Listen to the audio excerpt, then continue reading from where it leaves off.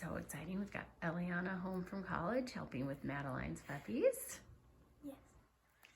So this is Arliss. He's a white and ginger short male.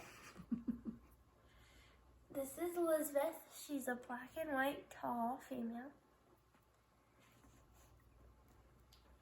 This is Katie. She's a white and ginger tall female.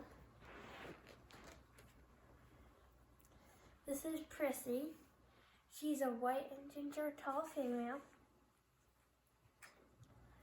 And this is Travis. He's a black and white tall male. They've all got teeth and doing a great job eating and potting outside. Look at that happy wagging tail.